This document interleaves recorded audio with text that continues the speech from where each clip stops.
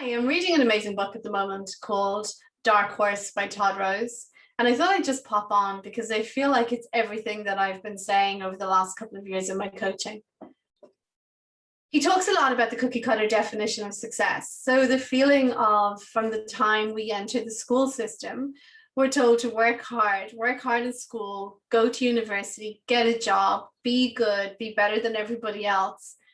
And then eventually we'll earn enough money that we'll be happy. But what happens along the way? I've worked with so many people who have on the outside been really successful.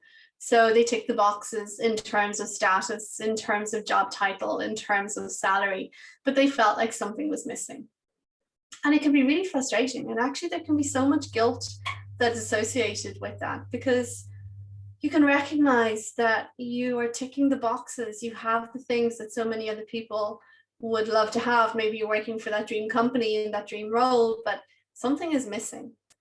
And so many people push that feeling of something being missing down, and they set the expectation as this is it. What I would like you to think about is how can you start to gain clarity around what is important to you?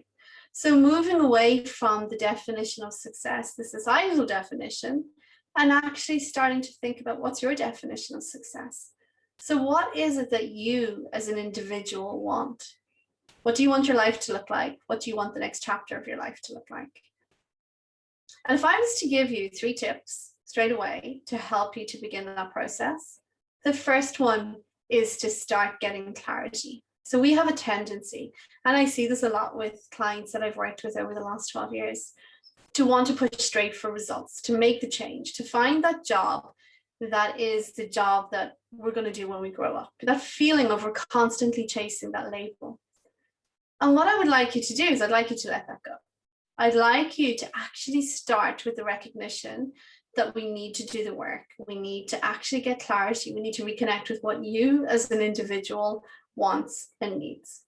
Not what you should want, but what you actually want. And if you're in that space, then a really good place to start is what do you want from your life? So what do you want the rest of your life to look like? If you were 90 and you were looking back in your life, what would you like to have achieved? How would you like people to describe you? The second thing I would suggest that you start thinking about is your values. So our values are our core compass. They are the things that drive us. And in most cases, if you look at situations where you've been unhappy, it's because either we haven't shown up in a way that is true to our values and how we want to be living, or people around us have not. And these are your non-negotiables. So these are the things that you hold really, really close to you in terms of how you want to live your life. And most of us, we know values are really important, but if we were asked what are our values, it will be quite difficult to come up with them if we haven't done the work. So that's the second thing to start thinking about. Third thing is your priorities. So you might be listening to this thinking, that's a Pollyanna version of life. Sometimes we have to do things that we don't want to do, and I don't have the luxury of chasing my dream. And I perfectly accept that. But timings change. So we go through different chapters. And while it might not be possible for you right now, it could be possible for you in the future. And if you can start working towards that future, then it means in some cases your work can become a means to an end because you know that you have something else that you're working towards in the background. And that's really, really powerful. Generally, I find that with priorities, it comes down to job title, location, salary, and more recently, work-life integration. So location might be really important if you need to be close to home, or maybe you want to travel. So that might be a priority for you. Job title. So maybe you're starting out in your career and you really want to start getting that solid experience that you can leverage. Salary. So maybe you want to buy a house. Maybe you need to get that mortgage. So salary is more important right now than the actual role.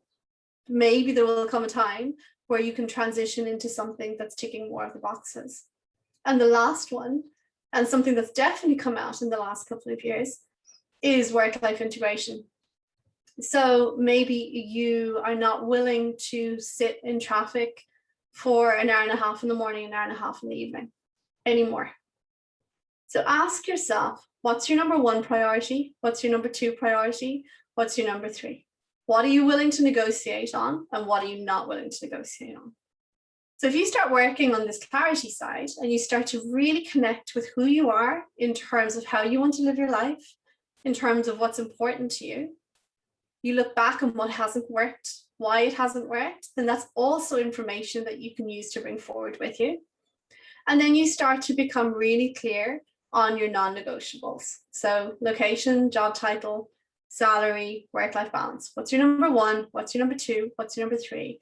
And remember, if you're not in that position to make the change right now that you want to, start working on your plan in the background. So when the timing is right, that you're ready to make that change.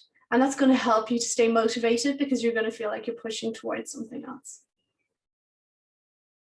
The other option, obviously, is to work with a coach. And if that is an option for you, then I'd be delighted to hear from you. As a coach, I try to offer a space where it's non-judgmental, where it's friendly, and where we can really sit down and have that space to explore what it is that you're interested in, your fears, or anything else that pops up. So be sure to get in touch.